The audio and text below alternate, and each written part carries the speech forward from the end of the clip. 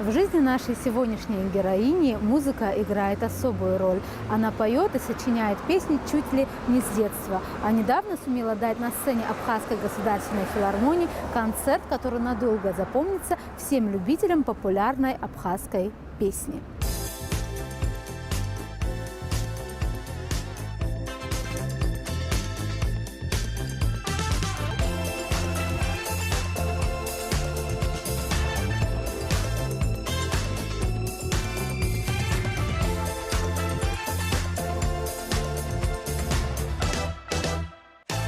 Молодая певица Мадина Кварацхеля, выпускница Российской академии музыки имени Гнесиных. В Абхазии ее довольно хорошо знают. Она участвовала в музыкальном проекте «Споем вместе», а ее голос и исполнительская манера легко узнаваемы. Первый сольный концерт Мадины Кварацхеля, я говорю вам, сердцем состоял из 15 абхазских песен, которые были впервые оркестрованы. Сегодня мы решили провести этот день с Мадиной для того, чтобы узнать, чем она занимается сейчас и какие у нее творческие планы.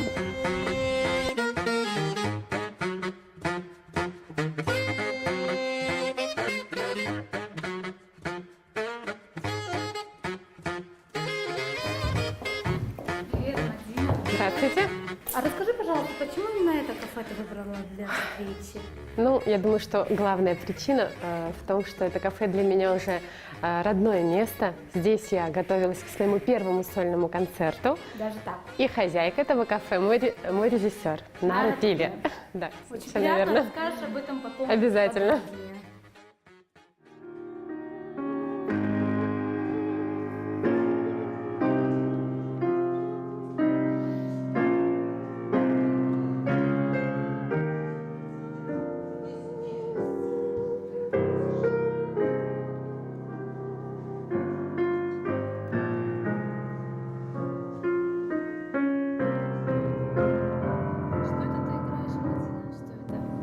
Это романс Какой? Константина Антоновича Ченгеля. Это Называется один- «Амра». «Амра Амза». Это тот один из тех, которые были на твоем сольном концерте. Да, именно этой песней я открывала свой первый сольный концерт. А вообще расскажи о том, как появилась идея об этом, вот создать такой сольный концерт, выступить с таким сольным концертом, и почему именно романсы ты выбрала? Ну, я думаю, что романс мне наиболее близок. Я люблю этот жанр за чувственность, за искренность, за глубину эмоций. По-моему, это единственный музыкальный жанр, который можно назвать настоящим. Он трогает струны души, на мой взгляд. Почему именно абхазский романс? Эта идея долго таилась в моей голове, в моей душе. И я всегда мечтала услышать абхазский романс. И когда переехала сюда, я стала искать песни. Ходила к различным композиторам и собрала репертуар. Это было в течение... Репетиции здесь Да, да. проводились, И, Расскажи конечно об этом. же, я сразу же позвонила Наре Пиле. А как вы познакомились? Мы познакомились еще на проекте «Аши и Цахеб» «Споем вместе». У нас были какие-то совместные работы, вот номера. Но я сразу поняла, что Нара мне очень близка по духу, и мне очень с ней комфортно. То есть она для меня как такой духовный наставник, можно сказать, да, и многому меня научила. Можно сказать, я даже стала мудрее благодаря ей. И думаю, что если бы не она, у меня бы не получилось все настолько вот, наверное, ярко и искренне, да. Она мне помогла, раскрыла какие-то качества во мне. Действительно, это очень важно. Не только петь, но и чтобы был эмоциональный мост со зрителем, да. Благодаря моему режиссеру это произошло. На уроки музыки я пошла совсем-совсем маленькая, мне было 6 лет. И у меня тогда еще не было... Мы жили в Москве, и папа и мама не имели возможности купить инструмент фортепиано, да, и я сделала себе из картонки. Действительно, так и было. Из картонки нарисовала себе клавиши, и, наверное, года 3 я просто училась играть на картонке, приходила на занятия, но педагог вообще не подозревал, что у меня нет дома инструмента. И когда она через 3 года узнала, что у меня нет инструмента, и я вот просто ходила на занятия, у меня такая музыкальная память, вот слух, да, я дома все подбирала на картонке, слышала звуки, как бы, ну вот. И она была просто в таком изумлении, она, как это ты так, даже я не подозревала, что у тебя не было инструмента.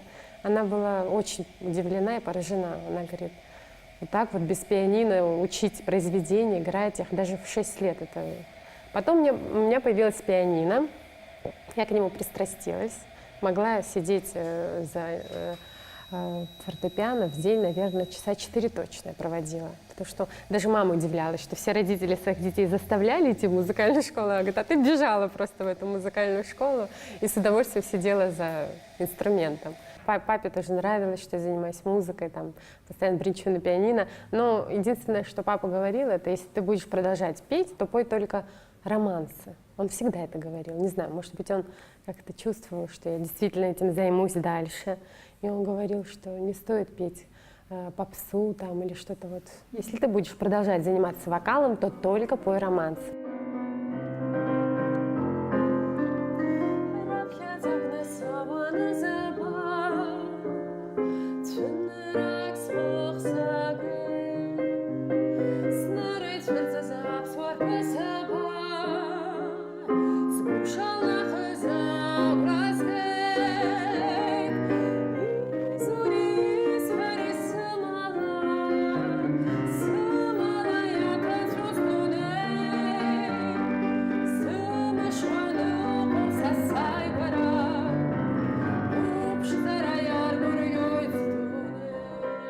Я закончила музыкальную школу, потом пошла в училище, которое было при академии на Ордынке, на Третьяковской.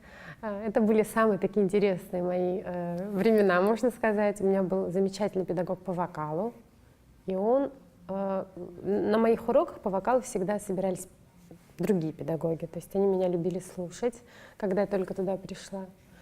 И я пела очень сложные такие вещи, действительно.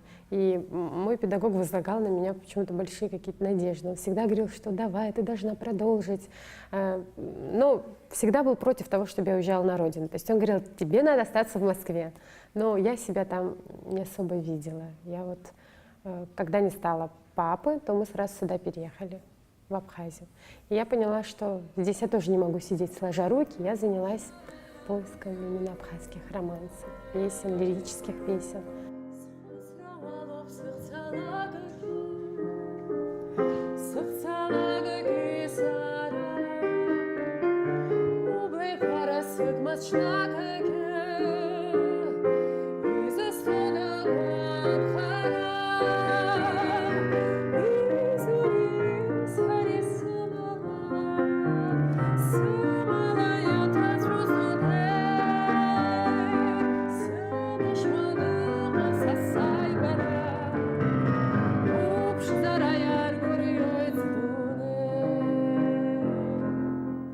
Для меня вот профессия моя, она как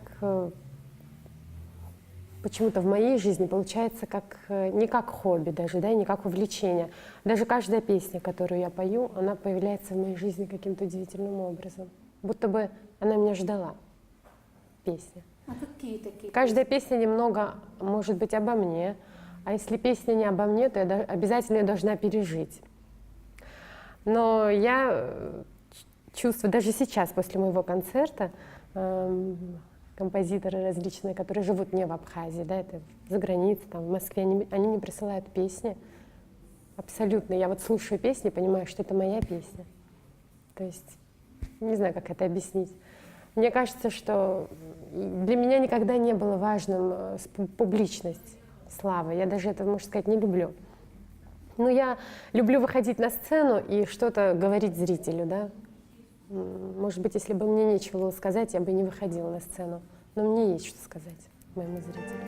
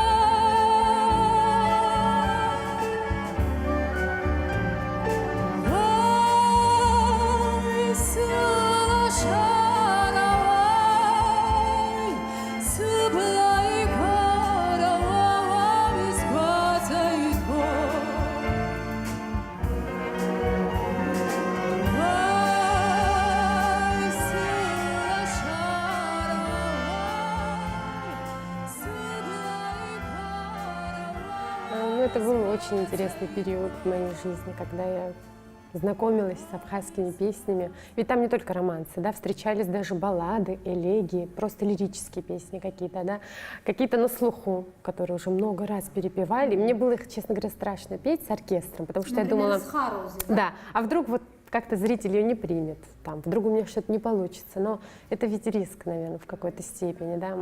Кто не рискует, так сказать, тот не пьет шампанское. Но все-таки есть песни, которые очень долго лежали, по 20-25 лет, и композиторы говорили, что вот она у меня лежит. Вот. Я понимаю, что песня ждала, там, не знаю, как это будет звучать с моей стороны, высоко или слишком, может быть, как бы... Но они меня ждали. Есть песни, которые действительно никто еще не пел. Вот они впервые оркестрованы. Спасибо огромное компании «Аквафон». Если бы не они, я бы не смогла воплотить, так сказать, свою мечту в реальность. Да? То есть они оркестровали 16 абхазских песен.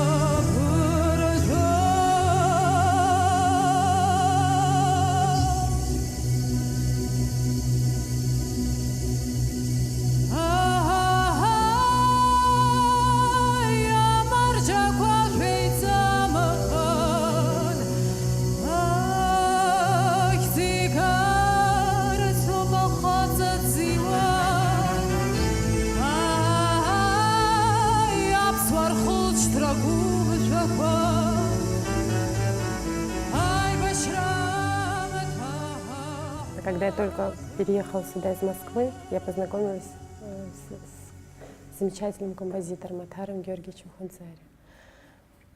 Он, конечно, был очень талантливый, безупречно, какой-то необыкновенный человек, на мой взгляд, очень сильный, мужественный. И он почему-то сразу предложил мне спеть именно эту песню. Я, когда услышала ее в исполнении Вилли Чакмач, меня сразил голос совершенно. Это что-то необыкновенно красивое, мощное. Я сказала: Атхар Георгиевич, неужели вы думаете, что я смогу спеть эту песню? Потому что, мне кажется, я говорю, я не доросла, или я там... Но он почему-то сказал, что ты первая девушка, которая споет мужскую песню. До тебя еще никто не смел этого сделать этого, но ты должна это сделать обязательно. И он мне подарил вот эту вот оркестровку готовую, и я ее включила в свой концерт. Не знаю, не могу говорить, хорошо это получилось или не очень. Зрителю виднее, конечно, но песня, можно сказать, вошла в мое сердце, и я ее буду всегда исполнять. У меня есть план на нее снять клип.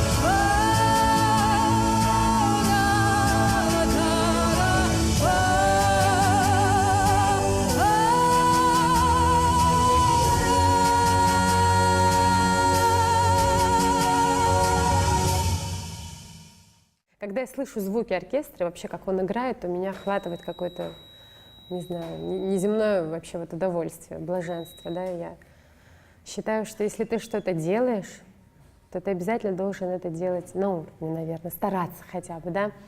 Я думаю, что мы продолжим нашу работу в качестве записи альбома с оркестром. Ну, это моя мечта, конечно.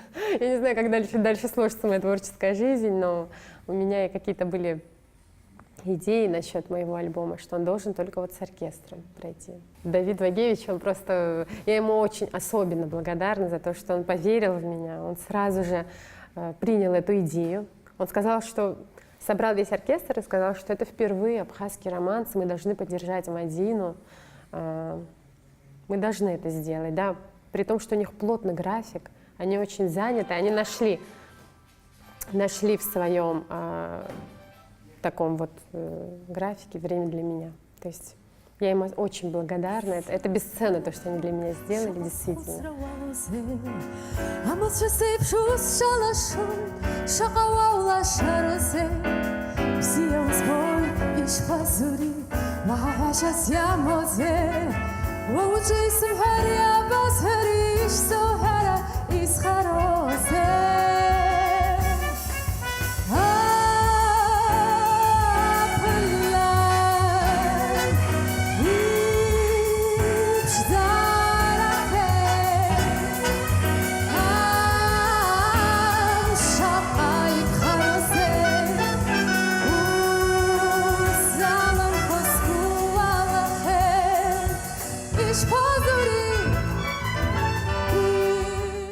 Я считаю, что лучше, когда критика такая здоровая, да, и постоянно, когда тебя хвалят, это тоже какие-то, мне кажется, подозрения появляются, потому что не бывает все хорошо. Я, например, могла бы многое изменить. Там, допустим, я смотрю свой концерт уже в записи, да, и думаю, здесь бы я не так спела, тут бы я там что-то включила. Конечно же, я сама не всем довольна, но я думаю, что самое главное это то, что у меня был эмоциональный мост между мной и моим зрителем. Давид Вагевич, мой дирижер, сказал, что это очень важно. Не столько важно голос, песни, важно, когда ты можешь, когда зритель как бы тебя слышит.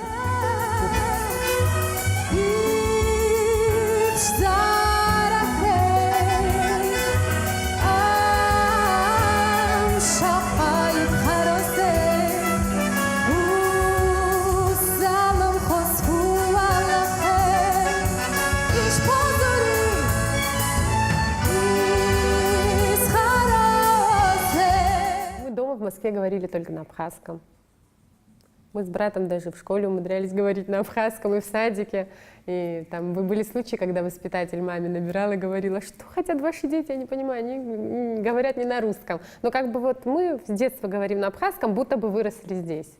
Но есть какие-то литературные слова, да, недостаточно, может, я грамотная в плане вот, чтобы вот говорить только на абхазском, красивые литературные слова. Но я говорю только на своем языке. И песни я учила очень легко. Не было трудностей совершенно. Был только страх, что как песни будут звучать в оркестровке, и как зрители их примут. Вот это было страшно. А языка нет, я своего языка не боюсь.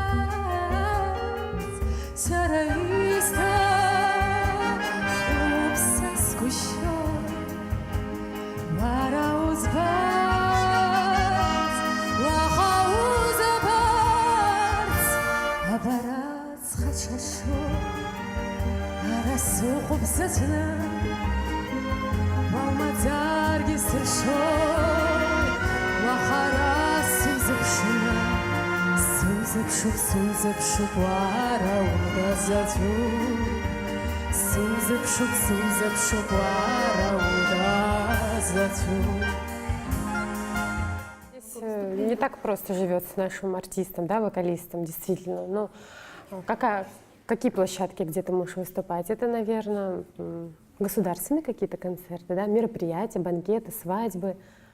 Это тоже безумно все интересно, как бы, да. Конечно, есть такая мысль, что иногда вот там мне надоело, что-то такое, хочу где-то. Но я часто выезжаю, не так часто, но выезжаю выступать в Москву, да, и в какие-то другие города. Но это опять-таки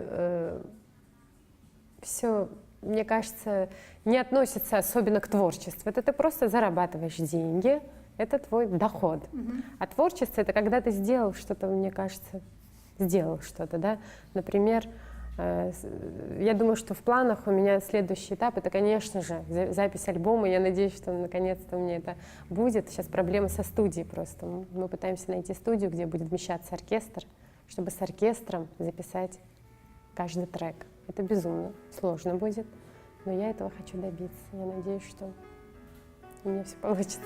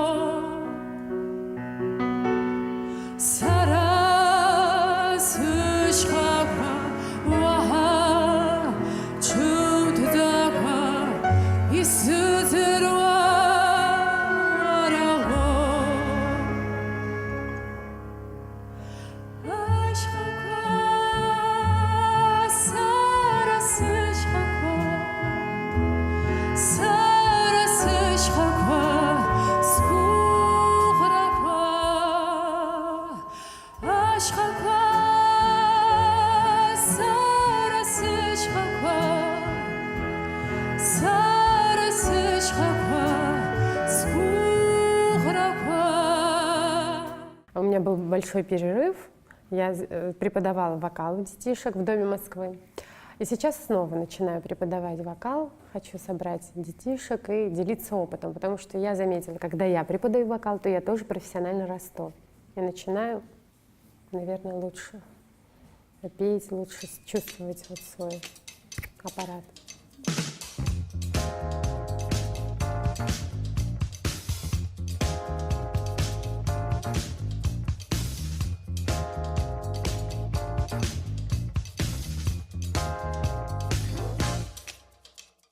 Сейчас я вам хочу сыграть песню, которую можно назвать тоже романсом, на стихи Мандельштама.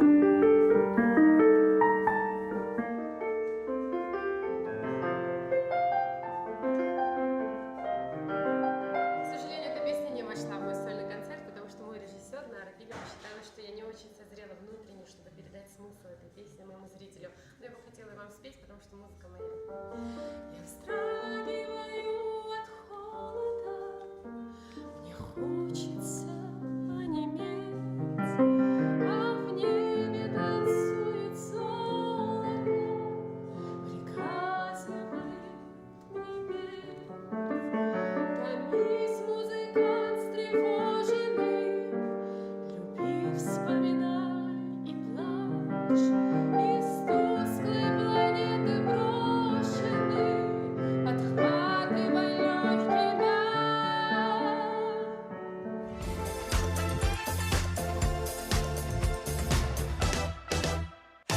Таким был день с Мадиной Кварацхелия. Постоянное стремление к творческому росту и желание делать что-то интересное в своей профессии – основные принципы певицы. А я на этом с вами прощаюсь. До новых встреч в эфире.